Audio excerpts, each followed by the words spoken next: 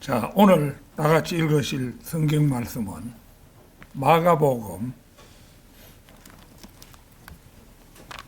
9장 마가복음 9장 42절 한 절 말씀입니다.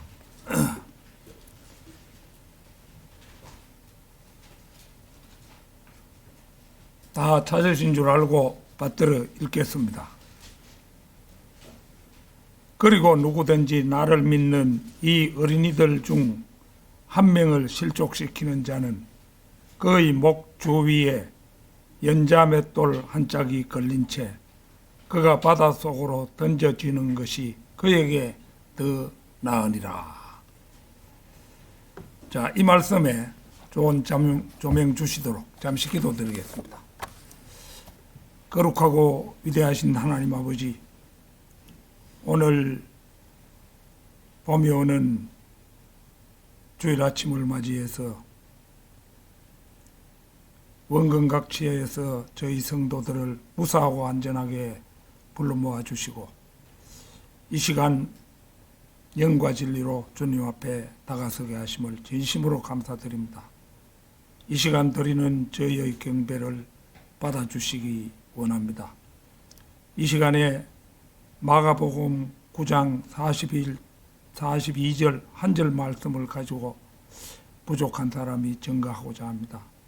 제 입술을 온전히 주관해 주시고 또 우리 성도들 지각을 열어주셔서 귀한 말씀을 속속들이 깨닫고 또 해야 할 일을 할 수 있는 저희 모두가 되도록 인도해 주시옵소서.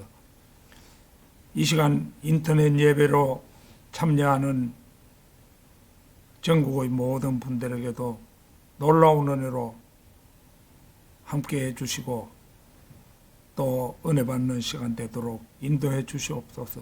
어린아이들이 있습니다. 잘 경청할 수 있도록 주님께서 함께해 주시옵소서. 이 모든 말씀을 주 예수 그리스도 이름 받들어 기도드렸습니다. 아멘. 자, 오늘 그 제목이 약간 깁니다만은 어린이 한 명을 실족시킨 연자맷돌보다 더 무거운 죄. 어린이 한 명을 실족시킨 연자맷돌보다 더 무거운 죄. 이런 제목으로 말씀을 드리겠습니다. 제 고향 마을 앞 공터에는 조상적부터 마을 사람들이 대대로 사용해온 연자맷돌 하나가 있었습니다. 그게 지금은 어디에 갔는지 모르겠는데 아마 그 근처에 개울뚝을 쌌는데 아마 밑에 넣고 뭐 쌓아버렸는지도 모르겠습니다. 요즘은 그 연자맷돌 사용하는 사람들이 없으니까요. 이것은 매우 큰 연자맷돌로 사람이 돌리는 게 아니라 소를 이제 소가 끌도록 고안된 그런 그 연자맷돌이었어요. 이 화강암 대형 연자방아로 한번 보리를 찧은 적이 있었는데 소가 틈만 나면 보리쌀을 먹으려고 해서 내가 그때는 아무것도 모르고 소도 당연히 먹을 권리가 있는데 성경 말씀으로 보면은 그걸 모르고 이놈의 소가 우리가 먹는 보리쌀을 함부로 먹는다 이래가지고 사정없이 매질을 했던 적이 있었습니다. 전에 우리 부부가 함께 지도하던 걸짓기 동아리가 있었는데 한번 그 회원들을 이끌고 제주도 여행을 갔을 때 차귀도라는 섬이 가까이 있는데 그 차귀도에 배를 타고 건너가서 섬 뒤쪽 옛 화산의 놀라운 광경들을 구경한 뒤에 바로 이제 험한 산을 넘어온 적이 있었습니다. 지금은 거기 차귀도에 뭐 사는 사람이 없어요.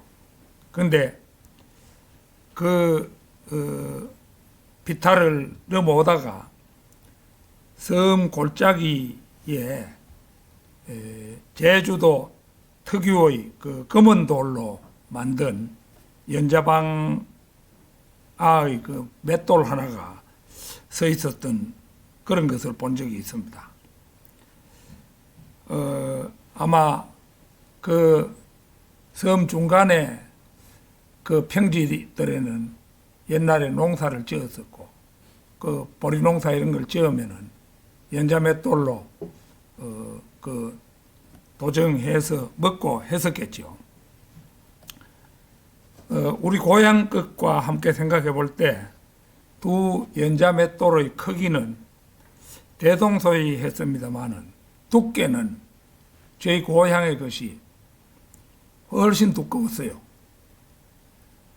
아마도 두 연자맷돌의 무게를 엄정히 달아본다면 저희 고향의 연자맷돌이 차귀도의 그것보다는 배 정도로 무거웠을 것이라고 추정을 해봅니다. 왜 그러냐 하면 차귀도의 그것은 비교적 좀 이래 구멍이 숭숭 뚫린 이런 이제 화산암인데 저희 고향의 연자맷돌은 두껍고 재질도 단단한 화강암이었기 때문입니다. 연자맷돌의 무게는 큰 것이 대략 1500파운드 정도 나간다고 합니다. 1파운드가 0.453592kg. 굉장히 그 소수점 이하가 많은 그 글자들이 숫자가 따라 붙는데요.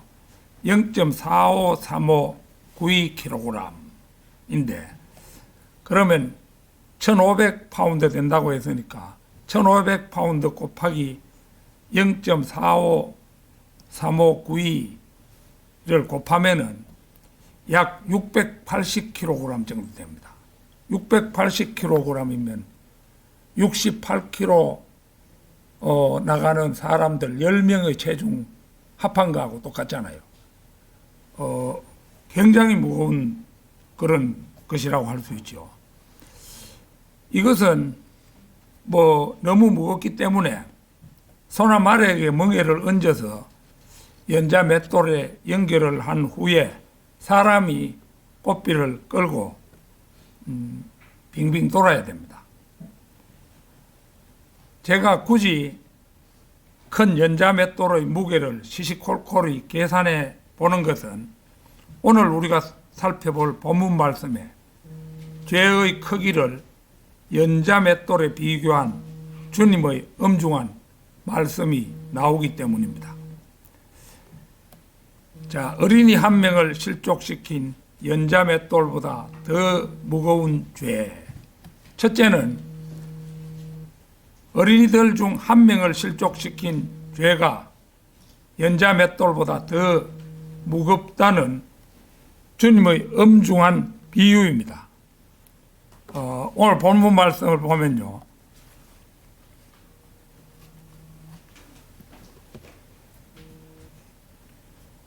누구든지 나를 믿는 이 어린이들 중 한 명을 실족시키는 자는 그의 목 주위에 연자 맷돌 한 짝이 걸린 채 그가 바닷속에 던져지는 것이 그에게 더 나으니라.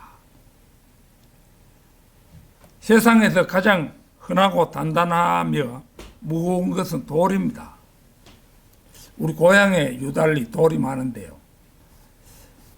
작은 맷돌 한 짝만 목에 걸어도 헤엄치지 못하고 가라앉을 터인데 목 주위에 가장 큰 연자 맷돌을 그은다면 누구도 그것을 목에 잡아맨 올가미부터 벗지 않고는 물속에서 살아날 가망은 없다고 할 것입니다.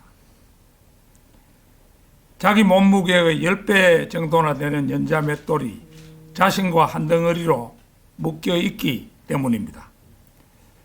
1962년 미국의 연방대법원은 공립학교들에서 기도를 금지했고, 이 미국이 기독교의 종주국이라 할 수 있는 국가인데, 이 학교에서 기도 못하도록 하고, 이듬해 이제 1963년에는 공립학교들에서 성경 읽기를 금지했다고 합니다. 1980년 대법원은 십계명을 읽고 묵상하고 혹시 숭배하고 복종하는 것은 학교 교육의 목표에 부합하지 않기에 금지한다고 판결하여 학생들로부터 십계명마저도 빼앗았습니다. 그뿐이 아닙니다. 1987년 미국의 연방대법원은 정부에 속한 학교들에서, 그러니까 공립학교들에서 단 하나의 생명기원론만 가르칠 수 있다고 판결해서 진화론 외에 창조론은 가르칠 수 없다고 못 박았습니다. 미국의 공립학교 교육은 이처럼 크리스천 아이들을 실족시키고 성경에 대한 그들의 믿음을 파괴시키는 방향으로 법적 장치들이 하나 둘씩 고안되어 왔으며, 이것이 미국 교육의 역사라 해도 과언이 아닙니다. 아이들은 공립학교에서 사람이 규칙들을 만들고 사람이 곧 만물의 척도라고 배웁니다. 미국의 건국 초기에는 청교도 정신 아래 로마 카톨릭 교도들도 들어올 수 없도록 법적인 규정 이런 것을 해가지고 미국의 국민이 되자면은 청교도들이어야 된다는 그런 강한 열망을 가지고 있었기 때문에 로마 카톨릭 신자 이런 사람은 들어올 수가 없었어요. 그런데 조금씩 이제 사람들이 이민을 하면서 종교를 감추고 미대륙에 들어와 그들이 교사도 되고 법관도 되고 지도자도 됨으로써 급기야는 대통령까지 가톨릭 측에서 나왔습니다.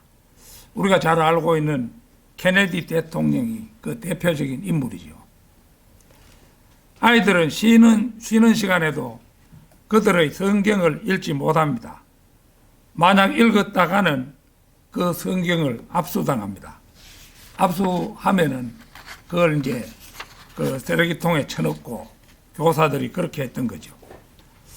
아이들은 예수 그리스도를 자신의 모범이나 영웅으로 묘사하는 과제물을 낼 수 없습니다. 그들은 점심시간에 하나님께 음식을 주셔서 감사하다는 식의 기도도 할 수 없고, 통학버스에서 친구들에게 복음을 전할 수도 없습니다. 미국의 인구는 내가 어제 인터넷 통계에서 찾아보니까 3억 4천만 정도 돼요.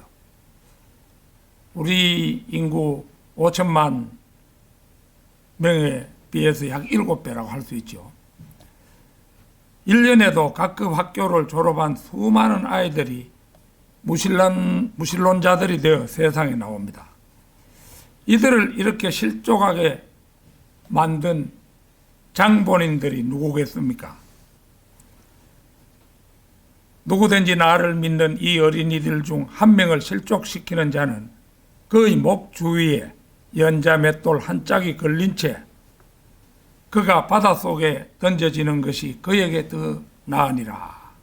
말씀 그대로 목 주위에 연자 맷돌 한 짝이 걸린 채 그가 바닷속에 던져져야 할 사람들은 바로 학장들, 교수들, 교사들, 판사들, 정치인들, 그리고 공무원들, 바로 그들이지요. 만약 그 옛날 인디언들이 사용하던 연자맷돌이 아메리카 대륙에 부지기 수로 널려 있다 하더라도 그 연자맷돌 하나하나에 10명씩 매달아서 바다에 던진다 해도 절대 다수인 죄인들의 수에 비해 연자 맷돌 수는 턱없이 부족하다고 할 수 있을 것입니다. 어린이 한 명을 실족시킨 연자 맷돌보다 더 무거운 죄, 둘째는 영적으로 어린 자녀들을 실족시킨 죄도 연자 맷돌보다 더 무거울 수 있다는 확장 적용입니다. 이 말씀을 곧이곧대로 아주 나이 어린 어린이들을 잘못 가르친 죄로 그래만 판단하면 안 되지요. 이제 사람이 구원을 받으면은 이제 영적 어린이로 새로 태어나는 그런 경우라고 할 수 있죠. 요한복음 13장 33절 한번 찾겠습니다. 요한복음 13장 33절.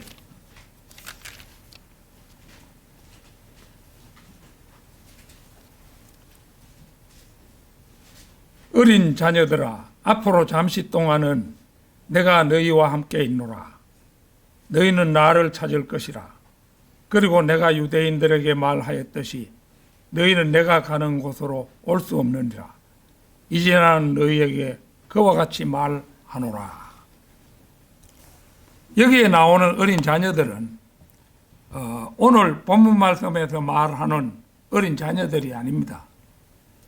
당시 우리 주님의 나이가 33세 정도라고 볼 때 자신보다 조금 젊은 청년들인 제자들을 향해서 어린 자녀들아 그렇게 부르는 호칭은 인간적으로 보면은 매우 어색하게 느껴집니다. 그러나 이 호칭은 그분이 창조주 하나님이시라는 측면에서 볼 때는 아무런 어색함이 없습니다. 마태복음 9장 2절 한번 찾겠습니다. 마태복음 9장 2절.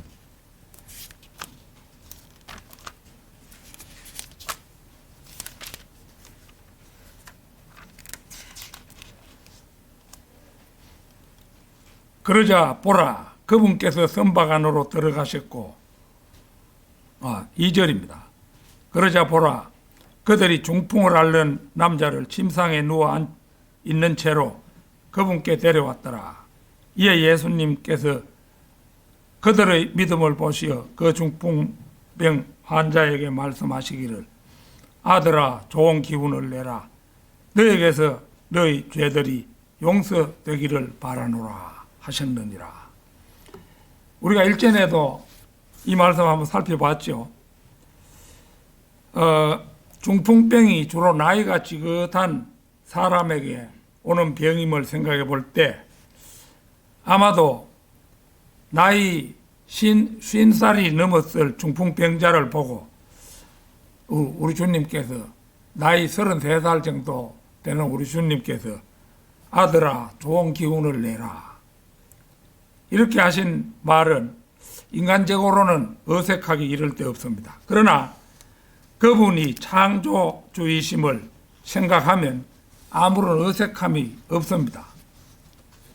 우리 주님께서는 역사상 가장 위대한 스승이셨습니다. 그리고 하나부터 열까지 목숨을 다해 그분을 따랐던 바울 역시 훌륭한 선생이었습니다. 갈라디아서 4장 19절 찾겠습니다. 갈라디아서 4장 19절.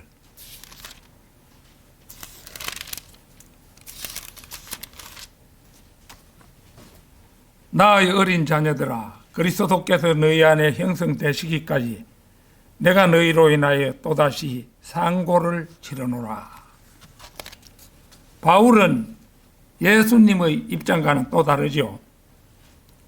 바울은 그들을 그리스도께로 인도했으며 그래서 그는 그들의 영적 아버지였습니다. 좋은 영적 아버지는 당시의 평범한 옷을 입고 소아시아가 어디입니까? 지금의 터키 땅이 소아시아죠. 소아시아부터 그리스를 거쳐 로마 제국에 이르기까지 여러 지역을 순회하면서 하나님의 은혜의 복음을 강력하게 전파하며 주 예수 그리스도와 하나님의 말씀을 더 높이고 회심자들을 지극정성으로 양육하여 예수 그리스도의 다시 오심을 사모하게 만들었습니다. 그리스도인의 영적 성장의 7단계에 따르면 사람은 누구에게나 어리석은 어린아이 시절이 있습니다. 이 목매한 혼들을 방치하지 않고 정성스럽게 진리로 인도한 제1, 제2, 제3 실로 무수한 사도 바울이 각 시대마다 세상에는 있었습니다. 이들 가운데 한 사람의 인도를 받아 우리는 지옥 대기자에서 오늘날 영원을 예약한 그리스도인으로 형성되었습니다. 이 얼마나 고맙고 또 고마운 일입니까? 그러나 검은 제의를 걸치고 한 사람의 개종자를 얻으려고 중남미의 바다와 육지를 두루 다니며 교회의 계급 조직과 교회의 전통 권위를 높이는 가톨릭의 사제들은 실로 악한 자들이 아닐 수 없습니다. 지금 멕시코서부터 해가지고 남아메리카 전체, 그 전체가 전부 가톨릭 세력 하에 있죠. 그런 국가에 태어나면은 뭐 10중 8구는 지옥이다. 그렇게 봐야 됩니다. 가톨릭 신자 가운데는 단 한 명도 하늘나라 낙원에 들 사람이 없다고 봐야 됩니다. 그 교리 자체가 이미 틀렸지요. 오늘날 신학대학에서 교수임내 혹은 신학 박사임내 하고 그들먹대는 사람들 가운데 대다수는 어린 학생들을 지도함에 있어서 진리의 바른 길을 인도하지 않고 오히려 성경을 불신하게 만드는 사람들이 우리나라에도 부지기수입니다. 1950년 이래 미국의 모든 크리스천 학교들에서 이제 그 기독교 학교지요.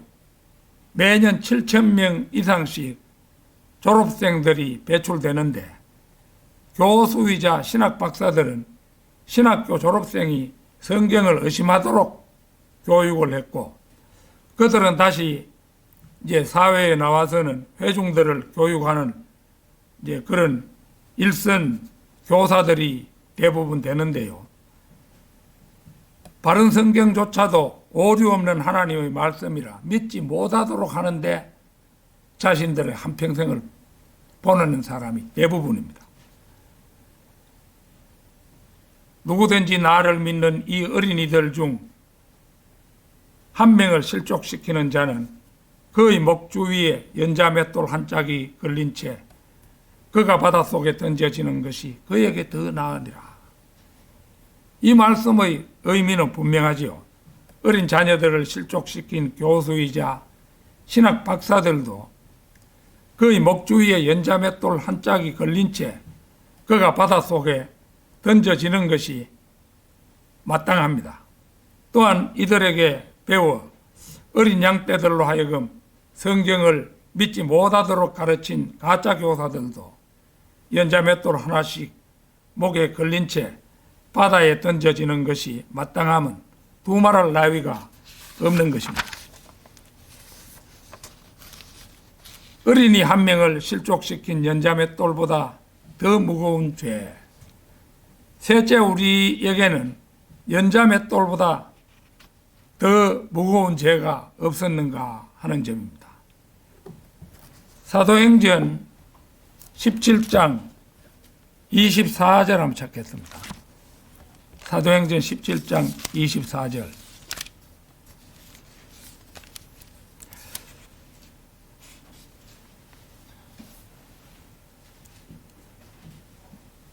세상과 그 안에 있는 모든 것들을 지으신 하나님께서는 하늘과 땅의 주이심으로 그분께는 그분께서는 사람들의 손으로 지어진 성전들 안에 거하지 아니하시는 도다.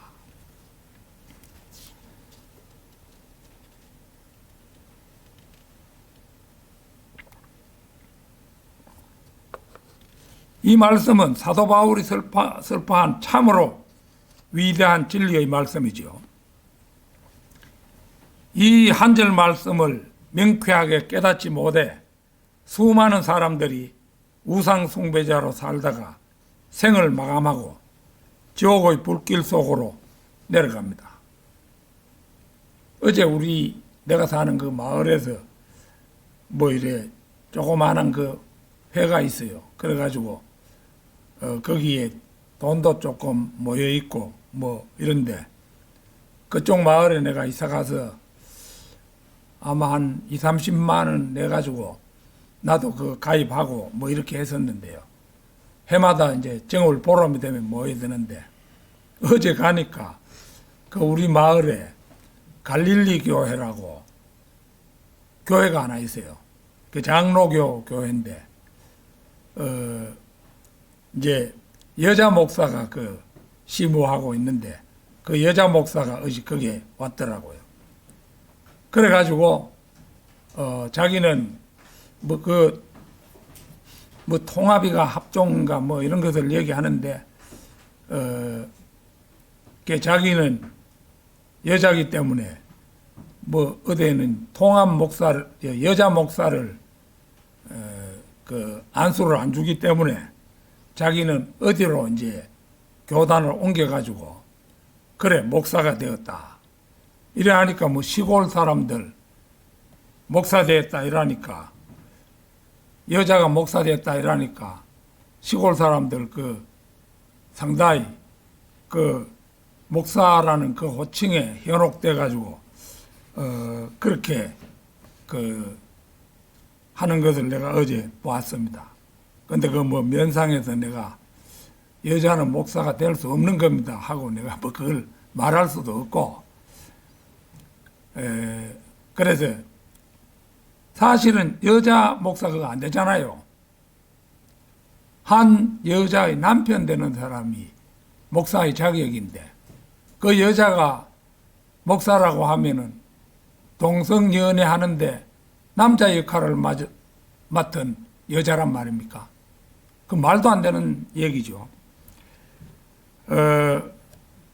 그래서 그런 것을 보았지만 그런 사람들은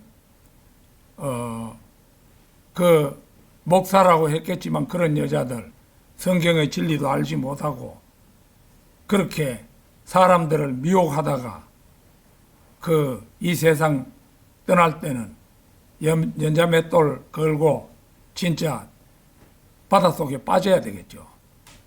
사람들을 한 명, 두 명도 아니고 미혹하다가 그렇게 그 죄를 범한 것이니까 죄는 이루 말할 수 없다고 할 것입니다.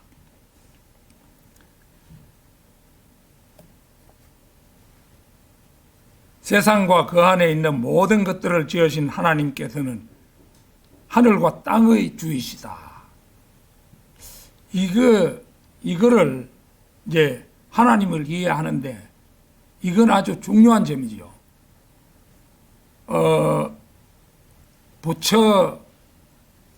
부처를 만들어 가지고 실내에다가 가두어 놓고 그렇게 이제 하지만은 이 말씀은 세상과 그 안에 있는 모든 것들을 지으신 하나님께는 하늘과 땅의 주이심으로 사람의 손으로 지어진 성전들 안에 거하지 아니한다. 이거 참으로 명쾌한 진리잖아요.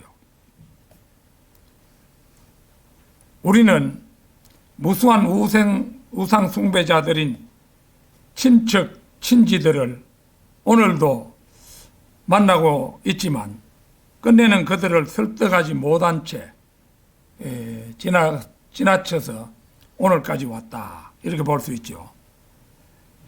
이런 우리들에게 과연 연자맷돌처럼 더 무거운 죄는 정말로 없는 것이겠습니까? 그리스도인의 영적 성장에는 7단계가 있습니다. 이는 성경이 말하는 인생의 7단계와 일치합니다. 오늘 이 자리에서는 첫 단계, 넷째 단계, 다섯째 단계, 여섯째 단계만 살펴보도록 하겠습니다. 첫 단계는 아기들입니다. 고린도전서 3장 1절 한번 찾겠습니다. 고린도전서 3장 1절.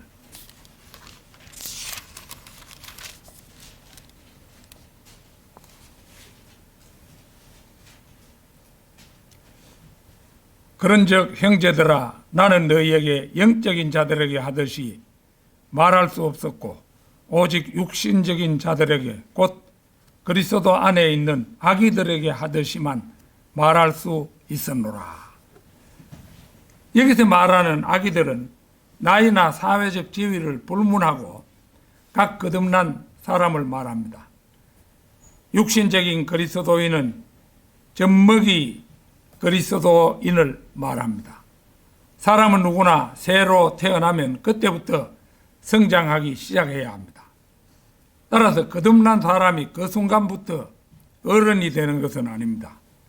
그러나 시간이 지남에 따라 거기에 비례하여 점점 영적으로 성숙해 가야 합니다.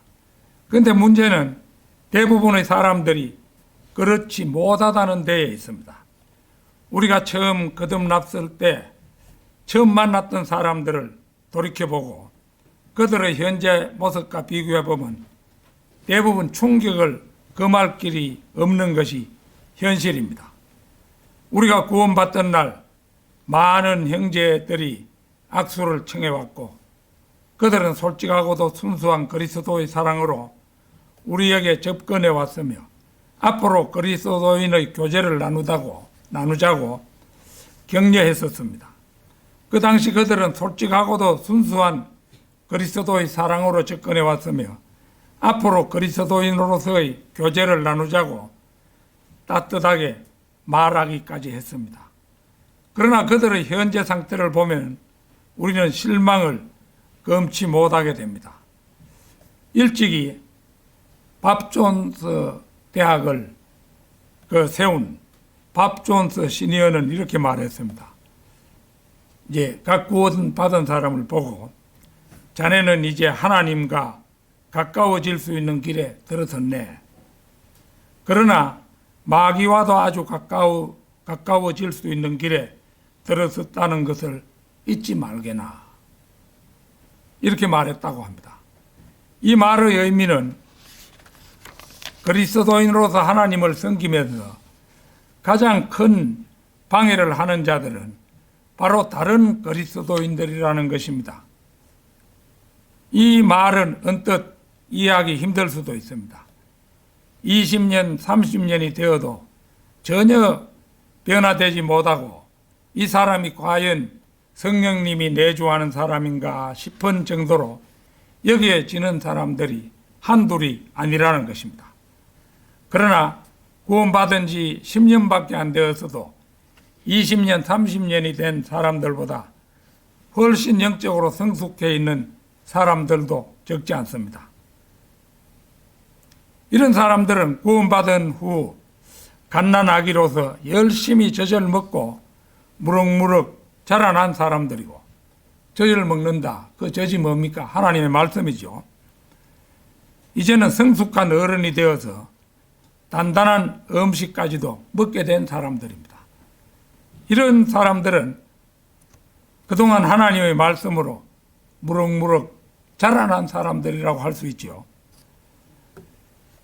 다음은 함께 나오는 둘째 단계, 넷째 단계, 다섯째 단계입니다. 요한 1서 2장 13절 한번 찾겠습니다. 요한 1서 2장 13절입니다.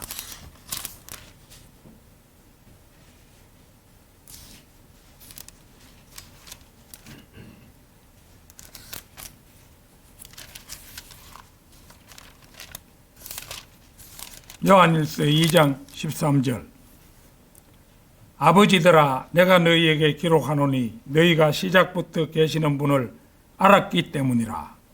청년들아, 내가 너희에게 기록하노니 너희가 그 사악한 자를 이겼기 때문이라. 어린 자녀들아, 내가 너희에게 기록하노니 너희가 아버지를 알았기 때문이라. 여기서 어린 자녀들은 그들의 아비들이 믿으라고 말한 분을 단순히 믿는다는 사실이 장점이고, 청년들은 그들의 힘이 장점이며, 아비들은 수년 동안의 섬김으로 인해 그분에 대한 온전한 지식에 도달하였다고 말할 수 있습니다. 다음은 6째 단계입니다. 베드로전서 5장 1절 한번 찾겠습니다. 베드로전서 5장 1절. 너희 가운데 있는 장로들에게 내가 권면하노라. 나 역시 장로요, 그리스도의 순환들의 정인이요, 또한 드러날 영광의 동참자니라. 여기서 장로들이란 사도행전 20장 17절에서 언급되는 교회의 장로들이나 디모데 3장에서 언급되는 감독과 같은 의미에서의 장로들입니다. 다시 말해 요즘 장로교회에서 뽑는 장로들과는 그 개념이 전혀 다릅니다. 여기서 말하는 장로들이란 요즘으로 치자면 양무리를 돌보는 목사들에 해당합니다. 교회 행정에서 관여하는 나이 많은 어른 신자들 말고 교회 회원들을 이끌고 하나님께 예배드리며 그들에게 하나님의 말씀을 가르치고 양육하는 사실상의 영적 목자들이 바로 장로들인 것입니다. 누가복음 16장 29절에서 31절 찾겠습니다. 누가복음 16장 하면은 거지 나사로가 나오는 그 부분이죠. 자, 29절에서 31절입니다. 아브라함이 그에게 말하기를 그들에게는 모세와 예언자들이 있느니라. 너희 형제들로 하여금 그들의 말을 듣게 하라 하였느니라. 그러자 그가 말하기를 아버지 아브라함이여 아니옵니다. 오히려 누군가 죽은 자들로부터 그들에게 간다면 그들이 회개하리이다 하였느니라. 이에 아브라함이 그에게 말하기를 만일 그들이 모세와 예언자들의 말을 듣지 않는다면 비록 누군가가 죽은 자들로부터 살아났다 해도 그들은 또한 설득되지 아니할 것이라 하였느니라. 신약시대에 구원받은 바이블 빌리버들은 자신이 구령한 혼들에 대하여 그들이 영혼을 예약했음을 선포할 권리가 주어져 있습니다. 만일 그들이 모세와 예언자들의 말을 듣지 않는다면 이 문장의 구조는 가정법에 해당하죠. 가족들 혹은 친척, 친지들이 바이블 빌리버에게 설득당할 가능성도 있음을 보여주는 어법이죠. 만일 그들이 모세와 예언자들의 말을 듣지 않는다면 들을 수도 있음을 보여주는 것이죠. 우리는 살아가면서 최후의 기회가 주어지는 순간까지 포기하지 말고 불신자들의 머무는 우리의 가족, 친척, 친지들을 설득하기 위해 최선을 다할 수 있어야 할 것입니다. 물론 이제 우리 거듭난 그리스도인들은 연자맷돌을 목에 걸고 바다에 빠져 죽는 건 아니죠. 그렇지만은 저 자신도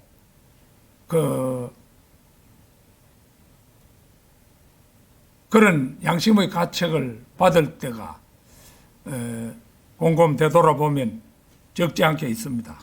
뭐냐 하면은 경주에 와서는 그 가톨릭 쪽으로 넘어간 그러한 사람이 있었는데 그거를 시시콜콜이 그 가톨릭이 교리적으로 뭐가 잘못되었는가 이걸 공부를 해가지고 그 사람을 설득할 수 있어야 되는데 설득 못하니까 그 사람 가톨릭으로 넘어가가지고 지옥 가버리죠. 나와 아는 사이였는데도 그런 겁니다.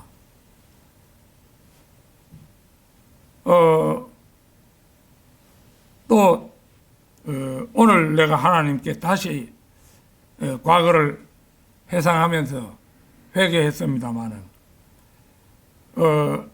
내가 우리 고향에 그 벌초하러 가가지고 어떤 모친 하나가 그 아들들 다 객지에 나가고 있는 그 거주하고 있는 그 할머니한테 복음을 전했더니만 아주 순수하게 복음을 잘 받아들였어요.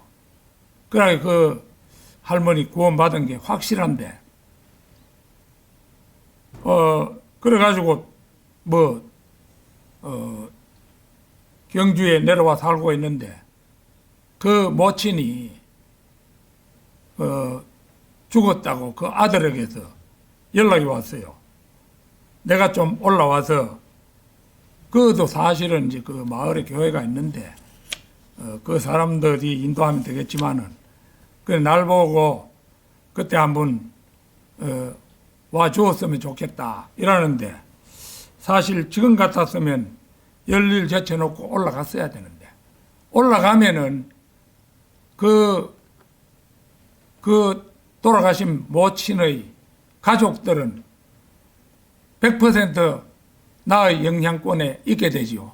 내가 올라가서 그날 그 장례식장에서 한번 얘기를 했더라면은 여러분들을 구할 수 있었는데 그때 뭐라고 무슨 바쁜 일이 있어가지고 경주에서 우리 고향까지 가려고 하니까 너무 길이 멀어서요.